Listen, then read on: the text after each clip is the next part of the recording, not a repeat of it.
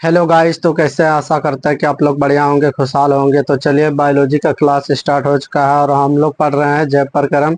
जैव प्रक्रम में जितने भी सारे क्वेश्चन होंगे वो मैं आपको कराऊंगा। और चलिए देखते हैं कि क्वेश्चन क्या है।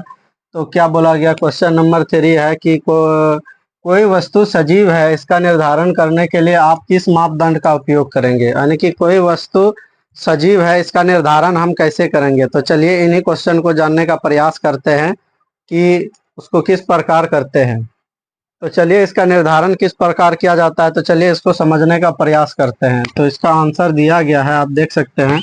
यदि कोई वस्तु, क्या बोला गया है, यदि कोई वस्तु बिना किसी बाह्य शक्ति के गति करती है तो उसे क्या कहते हैं? जीवित कहते हैं। क्या कहते हैं? जीवित कहते हैं।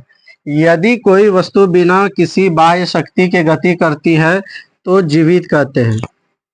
जीवित आप लोग समझ गए, यानी कि जीवित किसको कहेंगे? यदि कोई कोई वस्तु है और वो बिना किसी बाह्य शक्ति के गति करती है तो उसे जीवित कहते हैं।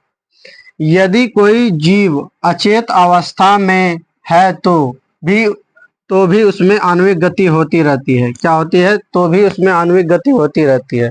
अब जैसे आप लोग समझ लीजिए, मकई का दाना है। मकई का दाना वो अचेत अवस्था में है, लेकिन उसमें क्या होता है कि आणविक गति होती रहती है। तो चलिए आगे देखते हैं, उसमें क्या है? आणविक गति होती रहती है, लेकिन ये बाहर से दिखाई नहीं देती है। लेकिन ये बाहर से नहीं दिखाई नहीं देती है, यानी कि मकई के दाने के अंदर जो आणविक गति होती रहती है वो हमको दिखाई देती है गाइस? नहीं देती है।